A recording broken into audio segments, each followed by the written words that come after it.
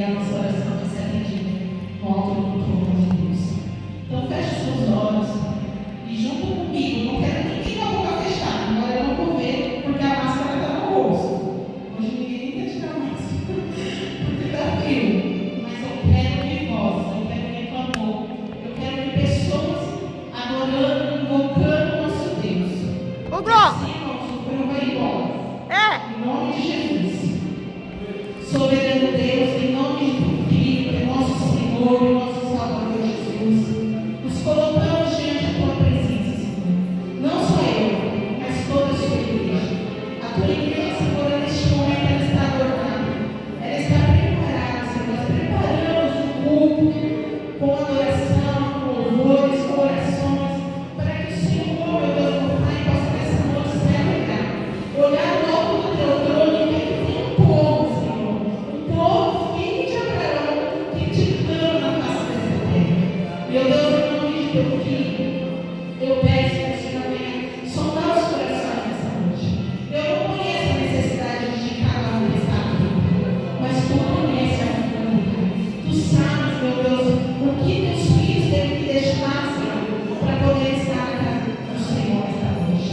O que teus filhos devem ceder, meu Deus, para estar aqui, dispostos a te adorar, a te amar.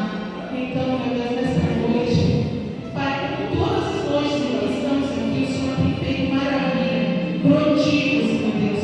Só quem vem, frequenta este lugar, sabe, meu Deus, quanta glória descida aqui, quantos milagres obtidos, Pai, através de orações, meu Deus, de súplicas, de adorações ao Senhor. Por isso, meu Deus, nós temos a certeza que estamos no lugar certo, que estamos na hora certa, Pai, para te louvar, te agradecer, te adorar. E nesta noite, Pai, queremos te pedir perdão. Perdão, Pai, se passamos um dia e não reconhecemos a grandeza do Senhor, a tua majestade, o seu poderio, Senhor. Pai, nos perdoa, Pai, porque somos fracos. Somos, meu Deus, meu Pai, tentados todos os momentos, não só pela nossa carne, mas pelo inimigo que ao redor fica, Senhor, esperando, Senhor, uma falha nossa. Nos perdoa, Pai, de coração.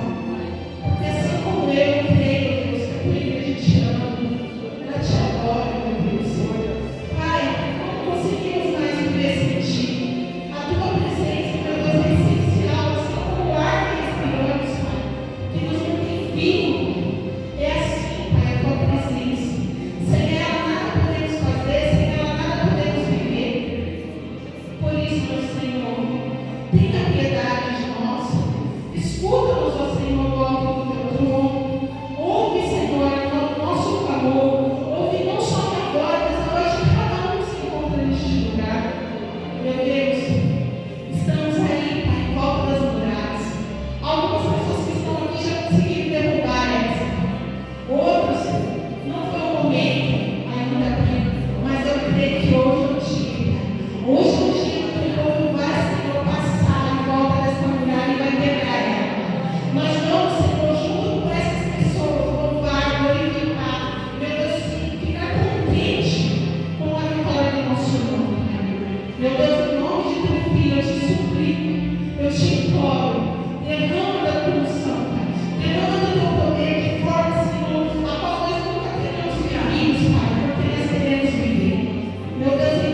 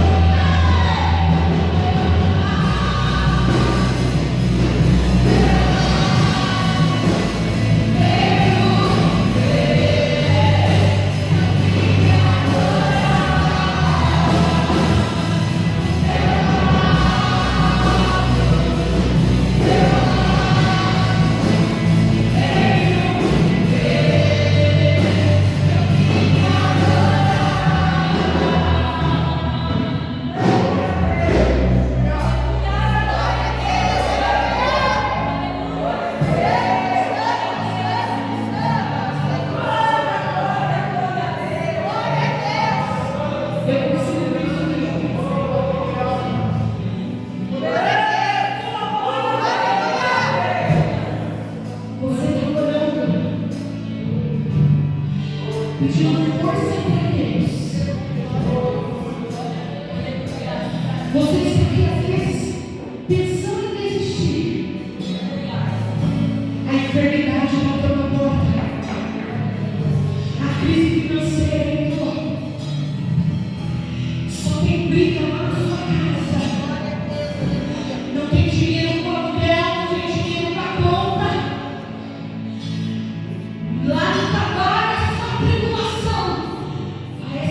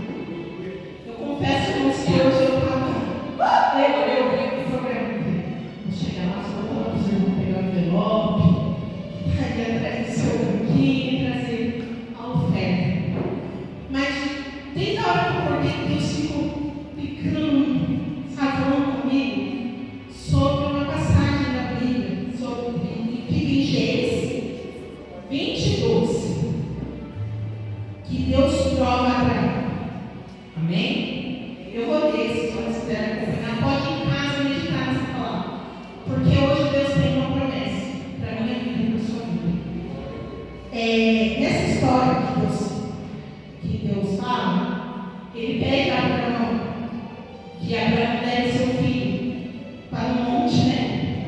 E ali sacrifique o seu filho. Dê a Deus como sacrifício o seu único e amado filho. Na verdade, ele teve um outro filho, mas Isaac é o filho do amor, da promessa de Deus, a qual Deus tinha feito para ele e para Sara. E chegando neste lugar, Deus viu a fidelidade de Abraão. Deus viu que Abraão realmente amava Deus sobre todas as coisas. Mesmo com seu coração, acredito, irmão, sangrando, né? Doído, porque quem que quer matar seu próprio filho para entregar, mesmo que seja para Deus? Ninguém. Talvez na humanidade não teria outra pessoa que faria isso. Mas Abraão foi audacioso e fez. Quando Abraão teve essa atitude diante de Deus, ele agradou tanto o coração de Deus, tanto, que Deus lançou uma promessa, não só para a vida de Abraão, mas para todo descendente de Abraão, ou seja, para mim e para você. E nessa promessa, Deus, ele fala aqui, deixa eu achar aqui, eu não sou muito boa em...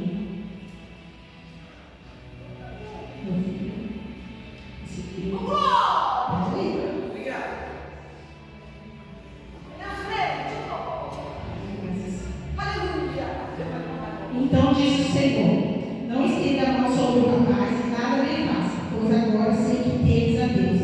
Por enquanto não negaste o teu filho, o teu único filho.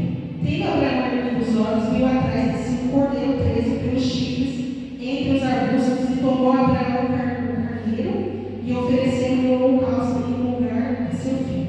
E pôs Abraão por nome naquele lugar: o Senhor proverá.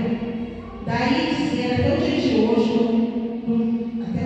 no monte do Senhor proverá. Então, do céu bradou pela segunda vez a voz do anjo do Senhor a Abraão e disse: jurei por mim mesmo, diz o Senhor, porquanto fizeste isso e não negaste teu único filho, que deverás te abençoarei, e certamente multiplicarei a tua descendência como as estrelas do céu e como a areia na praia do mar. E a tua descendência possuirá a cidade de seus inimigos, e nela serão benditas todas as nações da terra, porquanto obedecestes a minha voz. E o que o Senhor colocou no meu coração nessa noite, irmãos, que essa atitude de Abraão agradou tanto o coração de Deus, e essa promessa se faz presente até o dia de hoje. E o que eu vejo nesse ponto, irmãos, que nessa atitude que Abraão teve, Deus ele proveu para ele o cordeiro. Como é até hoje, Deus provê para nós o cordeiro. Todas as vezes, todos os meses, o Senhor permite que eu e você venhamos entregar o nosso sacrifício para Deus, que nada mais é petismo. E a oferta foi dada de coração, porque quando Abraão se dispôs a entregar Isaac, ali foi uma oferta agradável aos olhos de Deus. E assim como Abraão fez essa atitude e mudou todo o contexto de uma nação, eu e você também pode mudar a vida de alguém. Quando você lança o seu dízimo, a sua oferta que esse gasofilados, com certeza você está abençoando o teu irmão. Essa porta vai ficar aberta, ele vai adentrar seu destino. A gente tem visto pessoas necessitadas, às vezes não é só de uma coisa material, mas de uma palavra mesmo. Domingo eu pude presenciar isso. Uma pessoa me procurou, disse que queria muito vir à igreja, e eu fiquei, foi um culto tão diferenciado, eu senti tanta presença de Deus, como assim de todos os outros cultos, mas domingo foi diferente, foi algo assustador para mim, porque eu de pronto fui buscar essa pessoa, trouxe ela. Quando eu vi ela levantando a mão, irmãos, eu a conheço desde que eu nasci. A gente tem diferença de 4 meses, então eu sei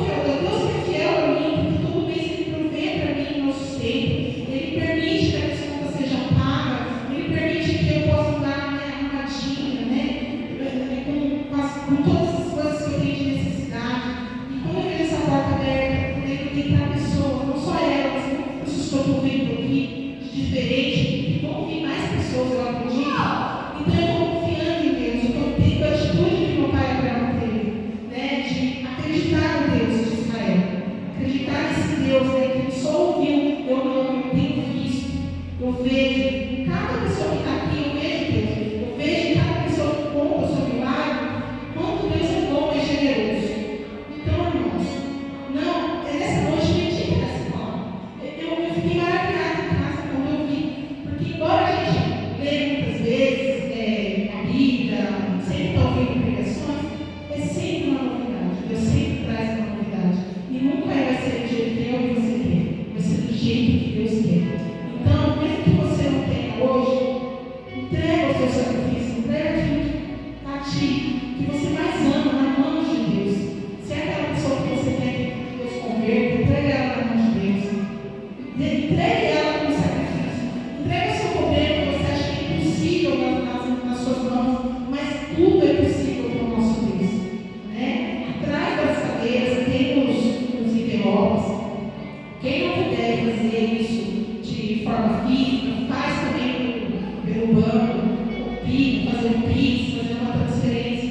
A gente está sempre de tudo quanto é forma, né? De bom agrado, aquilo que os irmãos podem fazer. Essa semana para a gente é uma semana dolorida, que a gente vai ficar em oração, joelho no chão, porque essa igreja não vai fechar. Embora muitos estão querendo, desejosos, né? Mas não digo para a pessoa física, eu digo para o inimigo das nossas almas, porque eu acredito que no céu está tendo uma batalha espiritual, mas nós vamos vencer. Essa igreja vai ser vencida em Mogi das Cruzes, e nós vamos ser reconhecidos no estado e vamos levar para outros estados. Eu acredito, eu profetizo mesmo. Às vezes eu passo de José, eu não estou nem aí. Eu sei o Deus que eu sirvo. Eu sei de onde Deus me tirou e para onde Deus vai me levar. Eu acredito nesse ministério, eu acredito nessa igreja, eu amo meus irmãos, já amo os irmãos que estão para vir, em nome de Jesus. Então pode vir, eu sinto bastante alegria, pode vir ofertar, em nome de Jesus.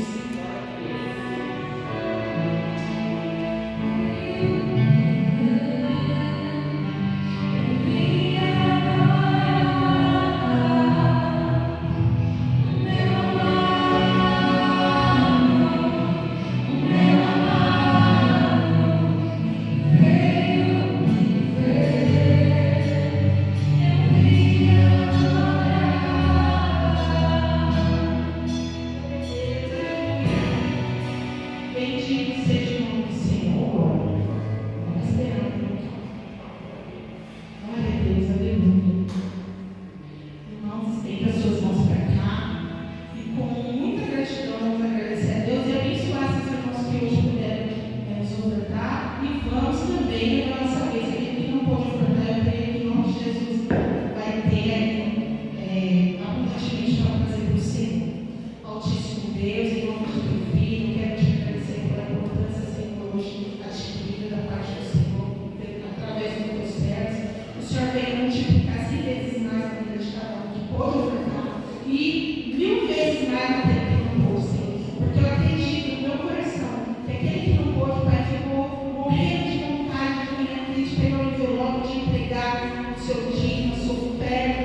Mas, Senhor, recebe também o nosso doutor, Pai, toda a nossa adoração, todo o nosso louvor, e fala conosco neste momento, Pai, através da sua santa e bendita palavra.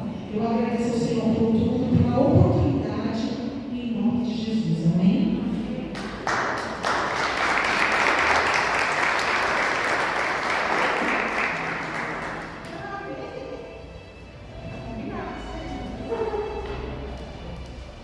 Amém, irmãos? Boa noite.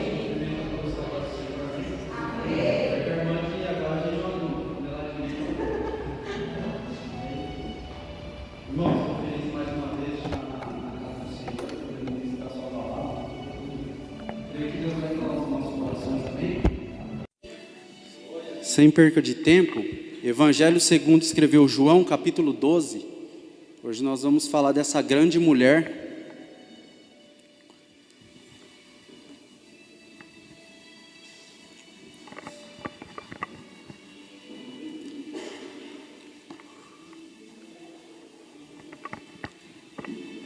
Amém? Todos acharam?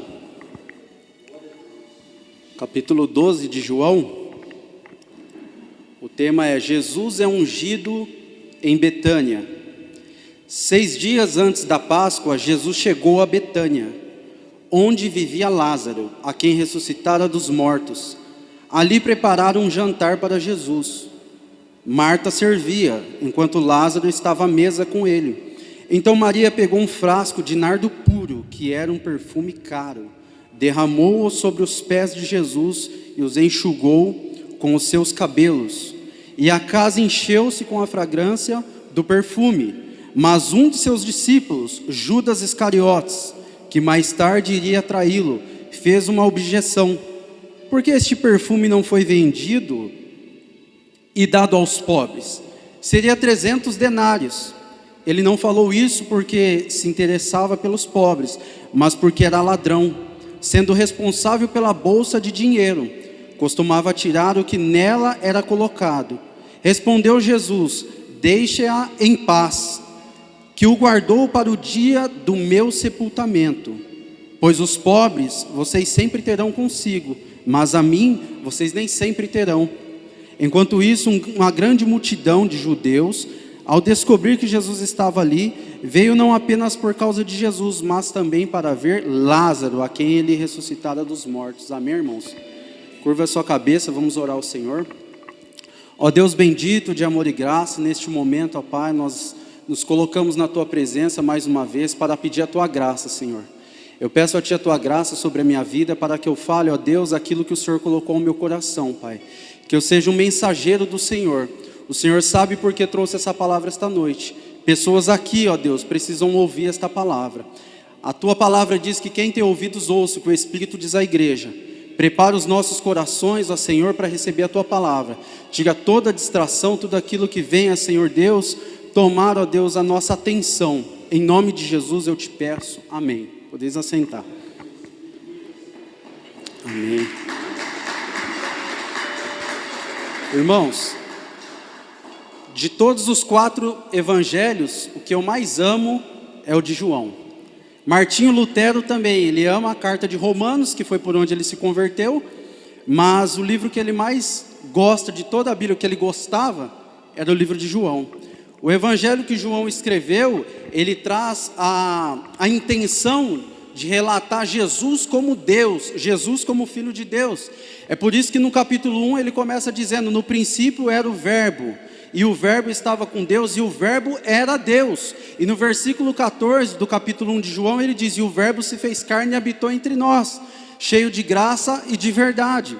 Lá no capítulo 21 ele resume tudo. E este livro foi escrito para que todos saibam que Jesus é o Filho de Deus. Essa expressão Filho de Deus tem 2 sentidos. Tem o sentido de expressar Jesus como homem, a sua natureza humana, quando diz filho do homem, e quando diz filho de Deus, está expressando a sua divindade. Filho de Deus, filho de, denota da mesma ordem. Quando lá em 1 Samuel está escrito filho dos profetas, está dizendo não que eles são filhos fisicamente, eles são da mesma ordem dos profetas. Então João escreveu com essa intenção de relatar Jesus como o próprio Deus, e é por isso que eu amo esse livro. A Bíblia nos diz que no capítulo 11, Jesus ele vai até Betânia. Por que ele vai até Betânia? Porque o seu amigo Lázaro estava enfermo, segundo o mensageiro, mas na verdade ele já tinha morrido. Jesus ele era amigo não somente de Lázaro, mas de Marta e Maria, como está registrado em Lucas capítulo 10. Jesus todas as vezes que ia para Jerusalém, passava na aldeia de Betânia. A Bíblia nos diz que o mensageiro leva a notícia para Jesus: olha, aquele a quem você ama está morto, está enfermo. De Betânia até Jerusalém dá 1 dia de viagem. Jesus, no versículo 4 de João 11, diz que Jesus ainda permanece mais 2 dias no mesmo lugar. Por que que Jesus permanece mais 2 dias no mesmo lugar e só vai no segundo dia, dando um total de 4 dias para ir ver Lázaro? Se você recebe a notícia que um amigo, um filho, um parente sofreu um acidente, você vai sair daqui correndo, às pressas. Jesus não, ele permanece mais 2 dias. Primeiro, porque ele age no tempo dele, não no nosso. Segundo, por que que Jesus vai no 4º dia? Havia uma crença entre os judeus, que principalmente entre os rabinos da época, que até o 3º dia, a alma do morto permanecia ao seu lado. Então, Jesus fica até o 4º dia, por quê? Porque ele sabe que depois do 3º dia, as pessoas iam entender que acabou as esperanças, não tem mais o que fazer. Porque no Antigo Testamento, até o terceiro dia, as pessoas ressuscitavam. Mas aqui não, aqui Jesus fica mais 2 dias esperando. E o que acontece? Jesus ele chega no 4º dia, quando não tinha mais esperança. Jesus ele chega onde? Aqui o texto também diz que Jesus chegou em Betânia. E o que isso significa? Betânia significa casa de aflição ou casa de tristeza. Mas o texto começa nos dizendo que Jesus chegou em Betânia. Betânia é casa de aflição. Se o pastor Júnior estivesse pregando, ele ia dizer: você não entendeu. Betânia significa casa de aflição ou casa de tristeza. Mas Jesus chegou em Betânia. Jesus chegou na casa de aflição. Jesus chegou aonde tem tristeza. Mas a partir do momento que Jesus chega, a tristeza se torna em alegria. Na onde não tem pão, Jesus multiplica pão. Na onde não tem vinho, Jesus faz da água vinho. Mas na onde Jesus chega, alguma coisa acontece. Betânia significava casa de aflição, era conhecida como casa de tristeza. Quando Jesus chega, estão chorando, Marta está chorando, Maria está chorando. E quando Jesus vê Maria chorando, no versículo 35 diz: Jesus chorou. São poucas palavras, mas repare o peso dessas palavras. Jesus chorou. O Deus que se fez carne chorou. Só que a Bíblia nos diz que Jesus ele vai até aquela casa de tristeza, aquela casa de aflição, que é Betânia, ele faz o quê? Lázaro, vem para fora. Betânia era conhecido como casa de aflição. E depois, Betânia ficou conhecida até hoje como lugar do milagre. Hoje, se você jogar no Google, em Jerusalém, lá em Betânia, foi restaurado o túmulo de Lázaro. E todas as vezes que algum viajante vai lá é conhecido como o lugar do milagre. E foi o maior milagre visível que Jesus fez, foi a ressurreição de Lázaro. Antes era conhecido como casa de aflição, agora lugar do milagre. Você entendeu? Talvez você chegou aqui conhecido como triste, como casa de aflição, como uma pessoa aflita, triste. Mas a partir de hoje, você vai ser conhecida como casa de milagre, lugar de alegria. E depois que Jesus ressuscitou Lázaro, foi só alegria. Não é à toa que fizeram um banquete para Jesus na casa de Simão leproso. Esse jantar que essa ceia está acontecendo na casa de Simão leproso. Marcos capítulo 14 também nos retrata esse texto. E ele diz que era na casa de Simão o leproso. Claro que Simão não era mais leproso, ele já tinha sido purificado da sua lepra, porque senão ele não poderia estar no mesmo ambiente que os demais. Mas repare que o evangelista, ele intitula Simão ainda como leproso. Ele coloca um rótulo em Simão. Simão não é mais leproso, mas ele ainda é conhecido como leproso. Esse é um grande problema que infelizmente acontece no nosso meio. Às vezes nós rotulamos pessoas. Às vezes era um ex-drogado e às vezes estão chamando de drogado. Era uma ex-garota de programa, estão chamando de garota de programa. Um amigo meu, ele tinha um passado meio complicado, né, no mundo do crime, até das drogas, tráfico. Ele era meio complicado mesmo, já chegou em praça pública a dar tiro de 12 atrás de pessoas. Aí uma certa vez ele foi na igreja, fiquei feliz, falei: nossa, que benção que você está na igreja, fico feliz por você. Aí ele falou: não, Maico, graças a Deus, o Senhor me libertou, estou vindo aí. Aí ele sempre com a mochila nas costas, ele falou: meu sonho é ir para o monte, Maico. Mas só que falaram que se eu ir no monte eu vou ficar endemoniado lá. Ele era meio doidão ainda, né? Ele era igual Pedro. Não, mas vocês estão aí para expulsar, se eu cair endemoniado vocês expulsem e pronto, eu quero ir no monte. Falei: então vamos. Foi eu, ele, meu irmão e meu primo. Aí eu falei para ele: por que você vai para a igreja de mochila, vai para um monte de todo canto de mochila? Ele falou: Maico, eu tenho vergonha de andar com a Bíblia na mão. Eu falei: mas por quê? Porque as pessoas apontam um dedo e dizem que eu estou me escondendo atrás da Bíblia. Esse é um erro, infelizmente, que muitos cometem, rotular as pessoas. Nós temos que parar de rotular as pessoas. Se Deus purificou, nós não devemos condenar. Simão, ele foi purificado, ele não é mais o leproso, mas ele é chamado de Simão o leproso. E Simão está fazendo o banquete por quê? Por gratidão, porque ele foi purificado. E Maria, E Marta está servindo por quê? Por gratidão, porque o seu irmão foi ressuscitado. Elas não estão fazendo isso pelo que ele vai fazer, mas pelo que ele já fez. Ela derramou o perfume sobre Jesus, não pelo que ele ia fazer, mas pelo que ele já fez. Nós fazemos as coisas para o Senhor, nós ofertamos, nós trazemos o dízimo, não pelo que ele vai fazer. Se você trazer, Deus vai te dar 10, Deus vai te dar 20, 100.